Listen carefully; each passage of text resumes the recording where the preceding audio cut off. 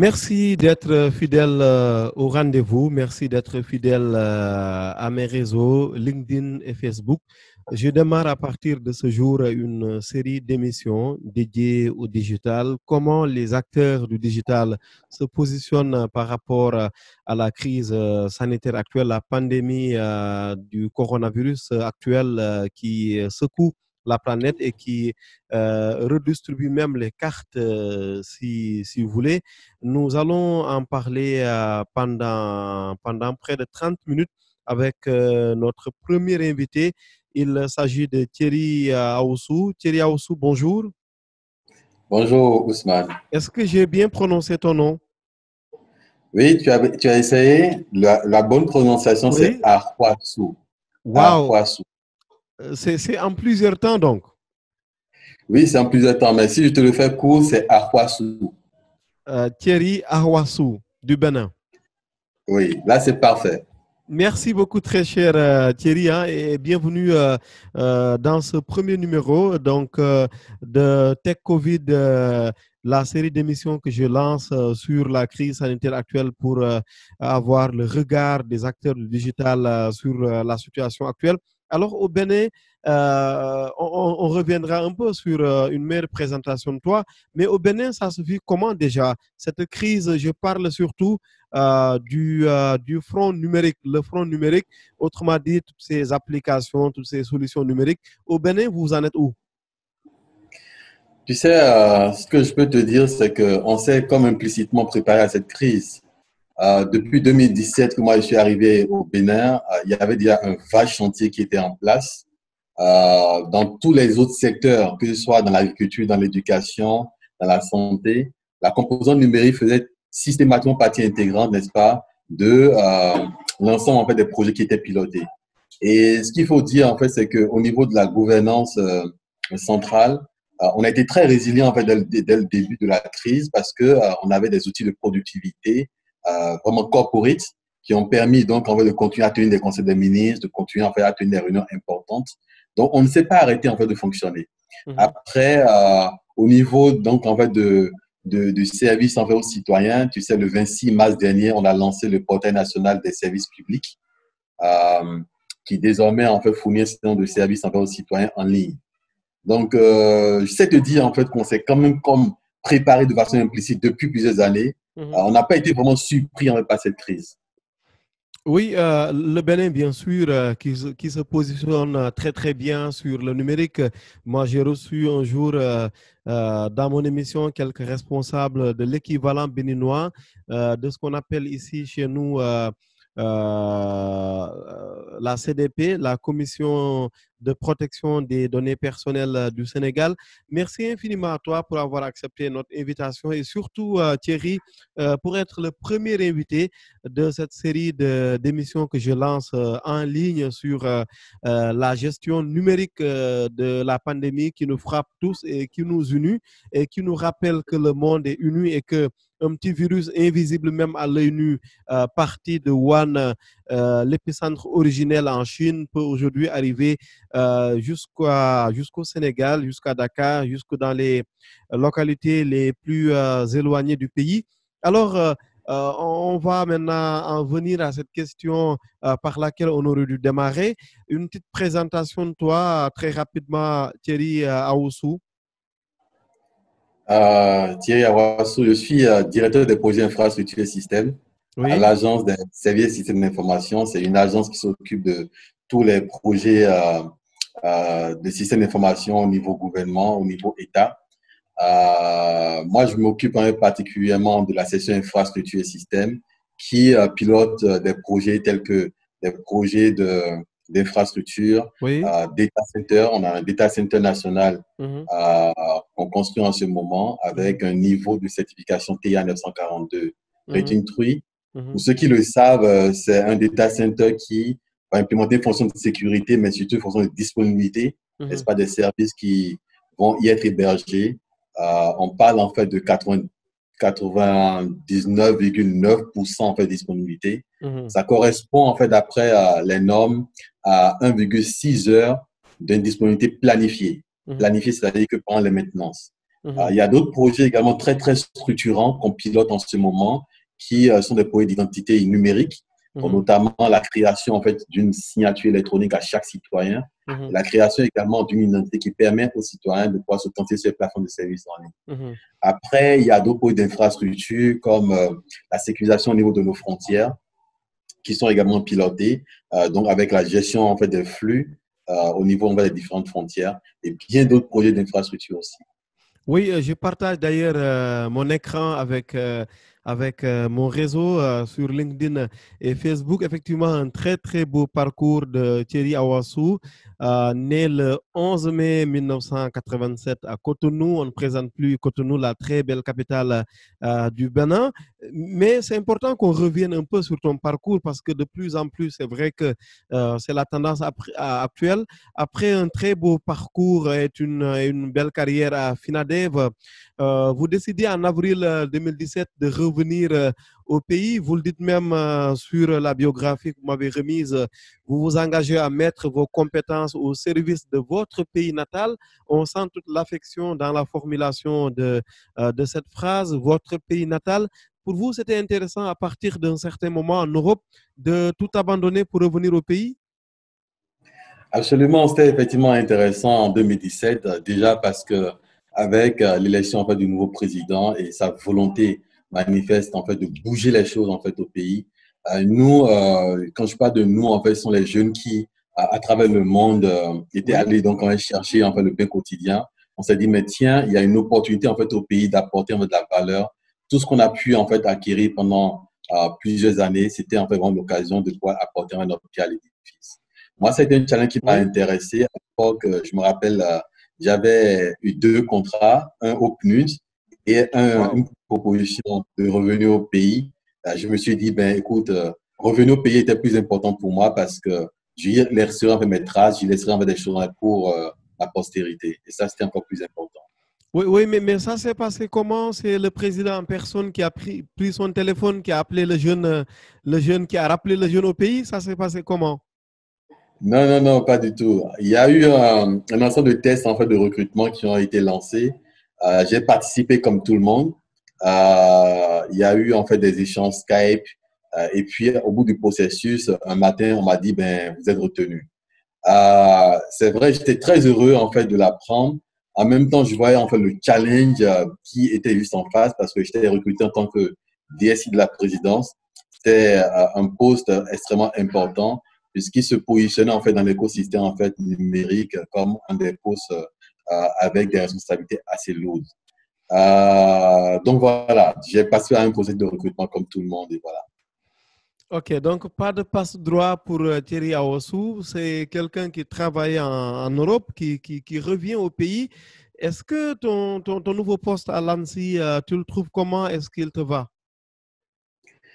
Écoute, à l'ASI, on est comme dans un petit cocon. Hein. On a un manager qui est quelqu'un qui a fait plusieurs pays de l'Afrique, mais il a fait aussi Cisco, que vous connaissez très bien, Bien Serge sûr, oui, Adoubi. oui. C'est quelqu'un qui a une culture, qui a poussé aussi une culture d'entreprise très intéressante, qui met vraiment en fait au centre en fait de tout la convivialité, la présence pour les autres. Et ça a permis de créer en fait un environnement de travail super intéressant. On s'est retrouvé avec ces cadres-là de la technologie, mais des personnes qui sont également très humains et qui, en plus, ont une vraie vision en fait de ce qu'il faut faire, ce qu'il y a à faire, parce qu'ils ont eu beaucoup d'expérience, ils ont quand même eu cette expérience-là à travers le monde et ajouter en fait à nous en fait qui sommes jeunes, dynamiques, on a de l'effervescence, on a envie en fait de faire quelque chose pour le pays. Ça donne quand même en fait un ensemble très cohérent. Et c'est quoi la contribution? On parle beaucoup chez vous, bien sûr, c'est comme au Sénégal, de la signature électronique. C'est quoi aujourd'hui sa contribution dans tout ce qui est offre de services? En quoi est-ce que ça aide d'aller plus vite? Alors, je vais peut-être répondre à la question de façon plus globale, Oui, oui, en vas-y. posant le contexte. Vas-y. C'est-à-dire qu'aujourd'hui, quand on regarde ce qui se passe à travers cette crise, on éloigne le consommateur, c'est-à-dire qu'on le confine. Et pendant ce temps, les entreprises, en fait, elles essayent de s'adapter. Donc, vous voyez, il y a une grosse incompatibilité, en fait, justement, dans ce contexte-là. Tout à fait.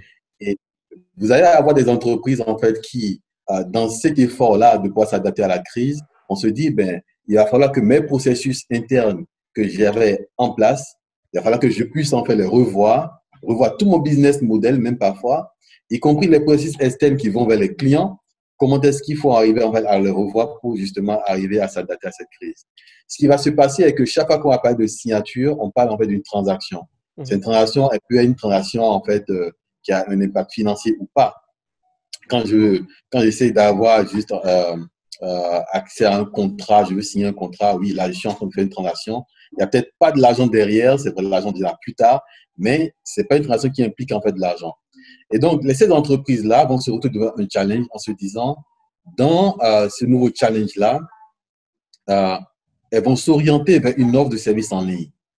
Mais très tôt, elles vont se poser des questions. Comment est-ce que je vais continuer à engager mes équipes en interne pour arriver à continuer à satisfaire mes clients? Donc, dans cette refonte en fait, des processus internes, dans cette, je dirais, dans cette réingénierie des processus internes, il va se trouver que ce soit pour la gestion de courrier, la gestion des ressources humaines, etc., ils vont avoir besoin de mécanismes qui permettent et de moyens qui permettent en fait, de continuer à signer des documents. Je veux autoriser mon employé à aller en congé, il faut que je signe un document. Si je veux traiter du courrier, que ce soit interne ou externe, il va falloir que je signe en fait ce courrier-là. On va avoir autant de processus en fait qui auront besoin un peu de signature électronique. Et mieux, lorsque nous allons être en fait en phase de l'offre de service, on va se poser la question de comment je fais pour continuer à signer des contrats avec mes clients, n'est-ce pas? Et comment je fais également pour continuer à délivrer en fait des factures avec une valeur probante à mes clients. Nous allons avoir en fait justement à ce moment-là une problématique qui est bien posée et une solution digitale, donc parmi tant d'autres bien sûr, hein, la signature électronique qui va venir se positionner en fait justement dans cet écosystème comme une solution à valeur ajoutée qui permettront aux entreprises de continuer à gérer des processus en fait numériques exactement comme il est géré en fait par le passé, donc des processus internes. Oui. Je pourrais signer du courrier, je pourrais signer des contrats, je pourrais autoriser en fait des congés, etc. Et je peux également continuer à signer des contrats, n'est-ce pas, avec mes clients. Je peux continuer à leur fournir des factures électroniques. Je peux également en fait continuer à leur fournir des reçus. Donc, il y a autant d'éléments intéressants en fait, qu'il faut regarder. À savoir aussi que chaque fois que nous allons mettre en place une plateforme en fait, de service, le client en face va se demander quelle est la confiance que je peux mettre en fait, dans cette plateforme de service. Ça, c'est un élément en fait, extrêmement important. Dans le cas en fait, du gouvernement du Bénin, on a lancé le 26 mars dernier en fait, la plateforme nationale de services publics. Oui. Et sur cette plateforme, on donne la possibilité justement aux citoyens de pouvoir s'authentifier à travers en fait, des mécanismes en fait, sûrs qui vont nous permettre de nous assurer qu'effectivement, le citoyen qui s'est connecté, c'est bien celui qui est en tête. Quand je prends un processus en fait, tel que le passeport électronique, d'accord, je veux avoir mon passeport électronique, eh bien, tu ne peux pas imaginer ce processus-là sans avoir à minima demander en fait aux citoyens de se connecter de façon sûre lorsque le service en fait doit être acquis en ligne, de façon sûre, d'avoir signé un formulaire de façon sûre, donc d'avoir utilisé un ensemble de mécanismes électroniques qui permettent de garantir en fait une confiance en ce que le citoyen en fait qui s'est présent c'est bien lui. Et le citoyen à son tour de s'assurer que le site qui se présente en fait devant lui c'est bien l'administration qui se présente devant lui. Donc voilà autant d'éléments qui vont venir en fait poser la problématique et la signature électronique qui viendra justement en fait aider à justement à résoudre cette problématique-là. Et pour aller encore plus loin, tu sais, dans l'après-crise, qu'on se trouve en fait, quel que soit le modèle dans lequel on va se trouver, c'est-à-dire que on se trouve dans un modèle en V, on reprend très rapidement en fait avec l'économie. On se retrouve dans un modèle en W, c'est-à-dire qu'on reprend, mais on retombe encore dans la crise parce que les dispositions qui ont été prises ne sont pas suffisantes. D'accord? Ou on se retrouve dans un modèle en L, c'est le worst case scénario. C'est clair que là, on se retrouve dans une situation où pendant longtemps, on n'arrive pas à se redresser, ou même que ce soit dans une situation en U, donc on a un creux un peu plus long. Dans tous les cas, les habitudes que nous allons prendre en fait aujourd'hui, on va continuer à les garder pendant un certain temps. Sinon, qu'on va même continuer à les garder en fait dans l'offre de service un peu plus tard. C'est-à-dire que le citoyen qui aujourd'hui s'habitue de plus en plus à consommer les services en fait en ligne, va continuer à consommer les services en ligne parce que juste après la crise, il va toujours avoir une transition où on continue à avoir peur, on se dit, eh bien, est-ce que c'est le bon moment de sortir? Est-ce que ce n'est pas le bon moment de sortir? Les habitudes vont commencer à s'installer. Et pour les entreprises qui ont vite compris l'opportunité de cette crise-là, qui ont pu s'adapter en offrant des services en ligne, ont pu urbaniser le processus interne, ont pu transformer des métiers qui vont peut-être de l'accueil, de la caisse, vers des métiers de la comptabilité, on se dit, eh bien, c'est peut-être une opportunité pour nous de garder les choses comme ça. Et derrière cela, la signature électronique va permettre en fait d'être ce socle-là, dans cet outil-là, sur lequel ils vont s'appuyer pour effectuer des transactions en fait en ligne. Voilà ce que je peux te dire aussi. Oui, Thierry, mais ce qu'il faut préciser tout de suite, l'équivoque qu'il faut lever tout de suite, hein, c'est important de le préciser, c'est que la signature électronique, elle n'est pas la version électronique d'une signature. Autrement dit, il ne suffit pas de signer en ligne pour que ça soit érigé à la dignité d'une signature électronique. Explique un peu la différence. Absolument, absolument. Il y a une très, très grande différence à noter à ce niveau. Il ne suffit pas effectivement juste de scanner ma signature. Justement, voilà. Elle est électronique. Exactement. Alors, pour avoir une signature électronique, déjà, il y a un contexte légal en fait à mettre en place. Et ça, c'est quelque chose que le gouvernement du Bénin a mis en place depuis 2017 à travers le Code du numérique. Dans ce Code du numérique, on a consacré la signature électronique sous certaines conditions comme signature à valeur probante. Ça, c'est la première chose. Ensuite, il faut mettre en place en fait une infrastructure. C'est-à-dire que c'est une infrastructure à clé publique qui va fournir en fait des moyens de signature. Et derrière, en fait, justement, ces moyens-là, il y a tout un mécanisme qui va être développé, un mécanisme qui mettra en place, n'est-ce pas, les briques de confiance électronique qui permettront justement de fournir ces signatures électroniques. Donc, c'est quelque chose, en fait, d'assez complexe. Après, pour le citoyen, c'est souvent très, très simple à utiliser. Ça va se matérialiser peut-être par une application qu'il va installer sur son téléphone ou alors ça va se matérialiser simplement par des jetons USB, donc des clés USB qu'il aura utilisé, etc. Oui, merci beaucoup pour ces éclairages. C'est très, très important, Thierry. Je regarde un peu mon conducteur. Est-ce qu'elle a un impact réel, cette signature électronique, dans la transformation digitale du pays? Parce qu'une signature électronique, je ne suis pas le technicien, je suis un simple journaliste, mais elle a forcément un impact, sinon elle n'aurait pas sa raison d'être. Absolument, absolument. En fait, alors, l'impact positif de la signature électronique, en fait… Parce qu'elle a un impact négatif aussi? Alors, on peut évaluer ensemble, tu me diras. Mais parlons du positif d'abord, c'est plus heureux. Exactement. L'impact positif en fait, de la signature en fait, électronique en fait, est que elle va permettre justement à des personnes qui sont moins valides, je prends par exemple des pensionnaires donc, qui sont déjà à la retraite, de pouvoir passer des transactions en ligne ou avoir accès à leur pension par exemple. Je préfère bien aller par les use cases pour que ceux qui nous suivent en fait, comprennent mieux. On se retrouve parfois dans une situation comme celle en fait, du Bénin actuel où nous avons mis en place en fait un cordon sanitaire. D'accord? Dans ce cordon sanitaire, ça veut dire en fait que les personnes qui sont à l'intérieur du cordon ne peuvent pas passer de l'autre côté du cordon et inversement. Et pourtant, il faudra bien que nous ayons en fait un gouvernement très décentralisé, il y a quand même un certain nombre de services qui sont toujours en fait accessibles en fait au niveau central. Ce qui veut dire que parfois, pour certaines personnes se trouvant en dehors de ce cordon-là, devaient normalement venir à l'intérieur du cordon pour avoir accès au service. Mais à partir du moment où on a la possibilité d'avoir une plateforme de service public et que cette plateforme de service public s'appuie elle-même sur des mécanismes en fait, de confiance numérique, notamment la signature électronique, l'authentification électronique, elle va permettre justement à ces personnes-là d'accéder en fait, aux services en ligne sans avoir besoin forcément de se déplacer. Et c'est vraiment là, en fait, l'impact en fait, positif en fait, de la signature électronique. Après, me dira-t-on effectivement que dans la réingénierie des processus, ce qui va se passer, c'est que, et ça ce n'est pas un problème spécifique à la signature électronique, c'est un problème spécifique plutôt à la digitalisation en fait, des processus, n'est-ce pas, qui va se traduire en fait par une conversion, n'est-ce pas, des postes, des fonctions vers en fait d'autres fonctions.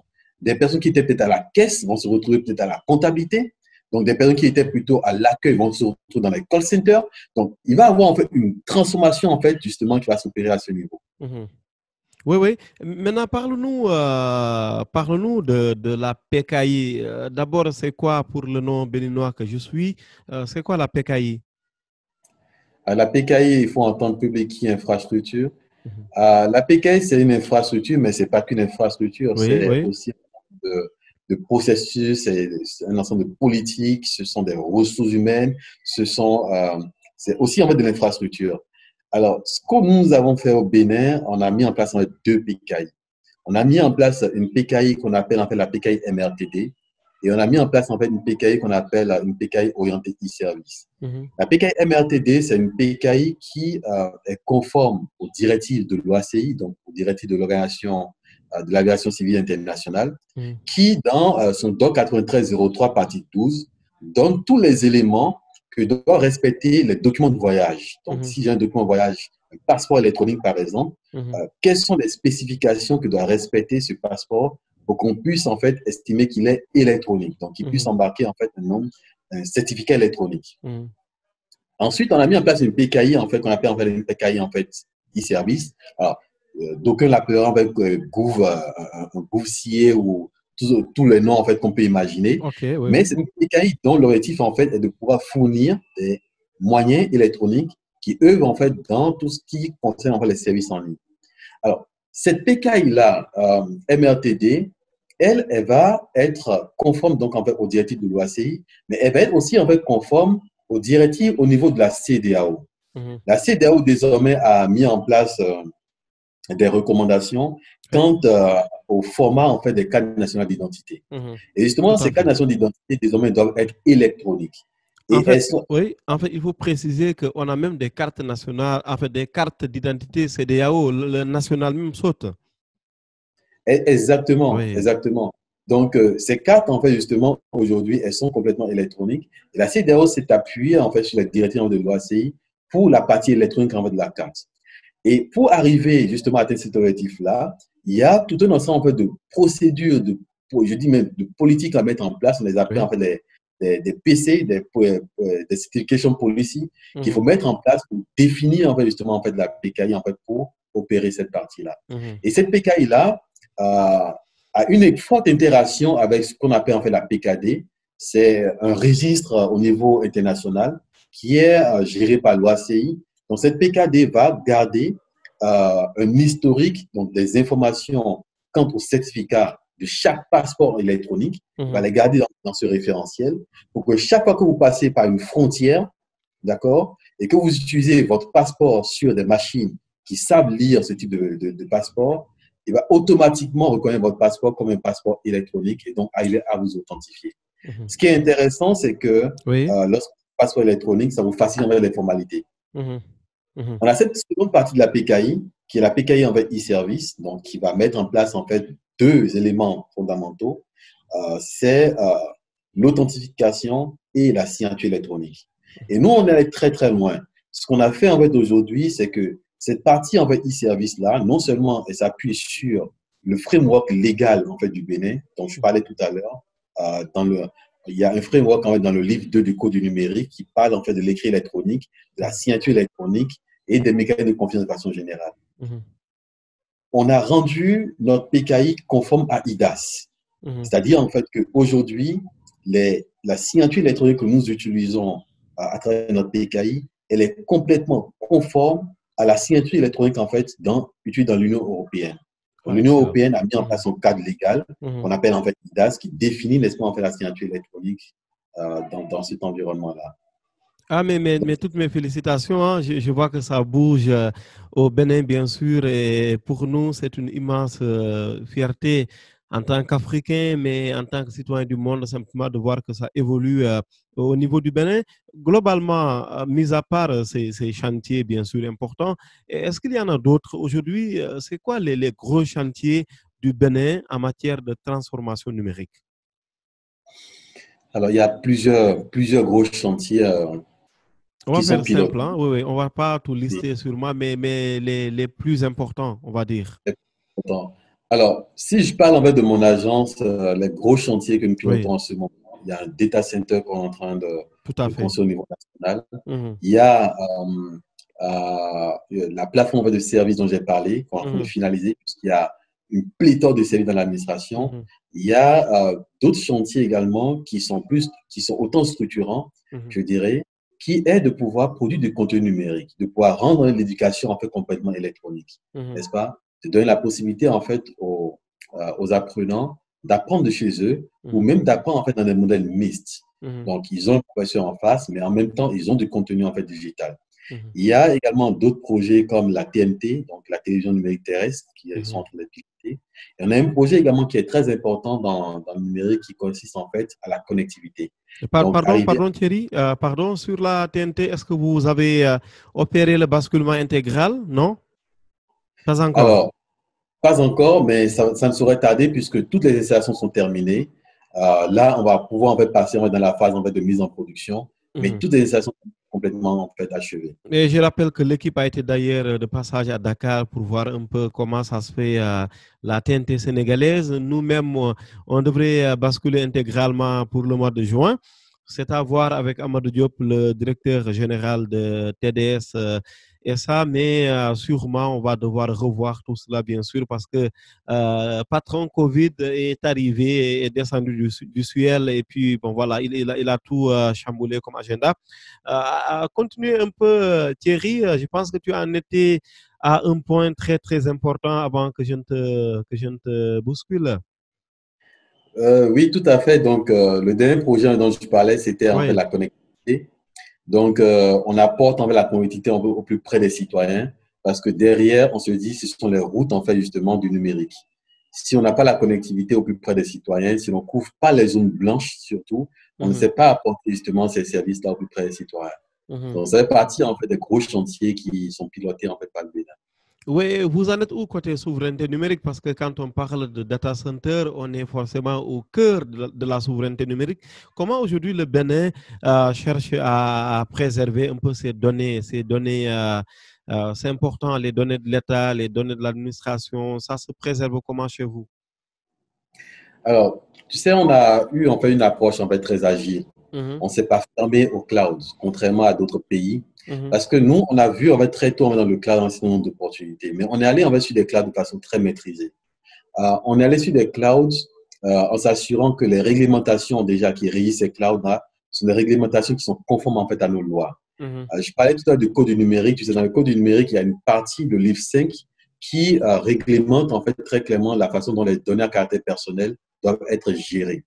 Et donc, très tôt, on a utilisé en fait, du cloud parce qu'on n'avait pas les infrastructures au niveau du Bénin, n'est-ce pas, pour héberger en fait, nos applications.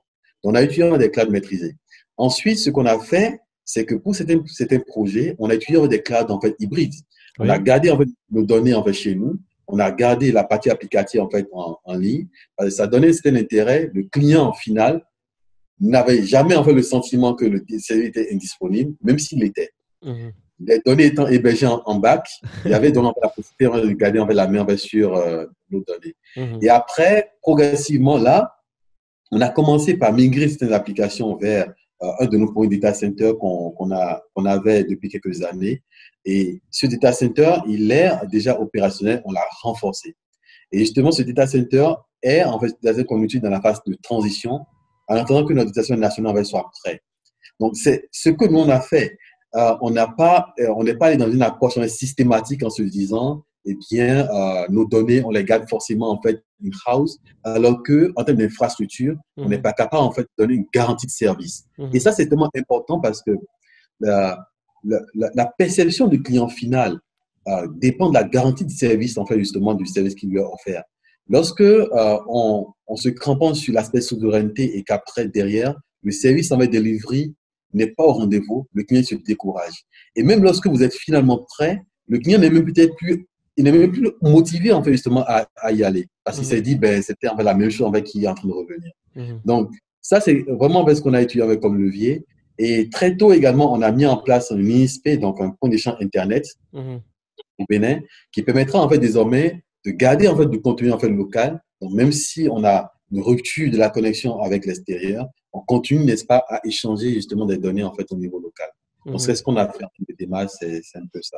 Merci beaucoup, très cher Thierry. Nous allons finir par quelques projets. Thierry, qui était en Europe, qui a travaillé pour de grandes entreprises, qui signe, pour reprendre le fameux terme de Aimé Césaire, qui signe son cahier de retour au pays natal. Aujourd'hui, comment est-ce que tu envisages la suite? Est-ce que Thierry va veiller au Bénin ou tu comptes rebondir un peu pour aller ailleurs? Ça se passe comment, si tu peux nous partager un peu ta carrière, ton plan?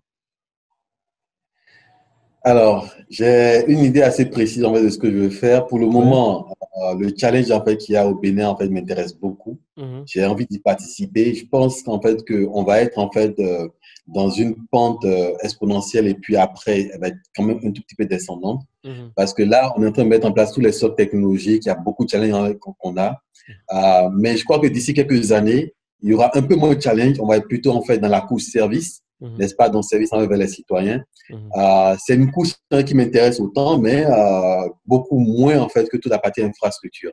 Et donc, mhm, je pense qu'en ce moment-là, je vais continuer en fait ma route, n'est-ce pas, mhm, vers d'autres horizons, du consulting par exemple. Et puis voilà, c'est ça. mhm. Allez, merci à toi, très cher Thierry. C'est quoi la langue nationale au Bénin? Oh, tu sais, on a plusieurs langues, hein. Mhm. On parle le fond, on Quelle est parle la l'île. langue la plus parlée? Donc, disons, quel est le Wolof béninois? Le Wolof béninois, je dirais que c'est le fond. Mhm. C'est le fond, mais tout le monde ne s'accorde pas forcément là-dessus. Mais OK. quel que soit là où tu te trouves au Bénin, tu parles Mhm. en fait le fond, on te comprend. Toi, tu parles le fond? Je parle un peu le fond, je Mhm. parle un peu de Mina, je parle un peu de Gour également, Mhm. qui est ma langue natale. Et c'est quoi le plat national au Bénin? Par rapport à la langue, Le plat national, le plat le plus consommé, le plus prisé là-bas. là, alors, ce que je sais, en fait, c'est que tous les Béninois mangent deux choses Mhm, essentiellement. mhm, Ils mangent avec du riz. mhm, D'ailleurs, en fait, le riz est le produit en fait le plus importé au Bénin. mhm. Et ils mangent également en fait beaucoup de pâtes. Donc, OK. toutes les pâtes en fait faites à base de maïs, des Mhm, courgettes en fait, mhm, voilà, des courgettes en général. mhm. Merci. Après, Oui, Thierry, vas-y. non, non, non, non. En termes Non, non, je t'en d'accompagnement, prie. Non, non, vas-y. Tu c'est comme tout termines. le monde, hein. On Mhm, a toutes les catégories de sauces. mhm. Par contre, pas une transformation du riz comme de Tchèp en fait qu'on trouve bien au Sénégal. Parce que- Toi, tu en sais trop là sur nous, hein? tu sais, j'attends la fin de la crise pour faire un tour là-bas, tu sais. Mhm.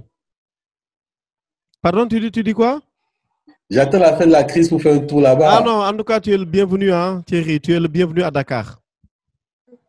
Merci, Ousmane. Merci infiniment Thierry. Thierry Aoussou était notre invité dans ces émissions spéciales que nous avons lancées depuis quelques jours pour donner beaucoup plus de temps aux acteurs du numérique au cœur de la transformation numérique du Bénin, aux côtés de plusieurs magnats de la technologie tels que Serge Adiovi, Wanilo Medegan et Marc-André Loco. Vous occupez les postes de directeur des systèmes d'information à la présidence de la République du Bénin, puis de directeur des projets infrastructures et systèmes à l'ACI du Bénin. Nos très sincères félicitations à toi Thierry pour ce que tu fais au Bénin, pour ce qu'on fait au Bénin globalement. Nous vous donnons rendez-vous très bientôt, Inch'Allah, pour débriefer d'autres sujets parce que l'Afrique, le Bénin, c'est l'Afrique. L'Afrique, c'est le Bénin. Nos pays sont unis. Le monde est uni. On vient de le découvrir encore une fois et à nos dépens, malheureusement, avec cette crise qui sévit depuis déjà quelques mois. À très bientôt, Thierry. À très bientôt, Ousmane. Ciao. Ciao. Merci.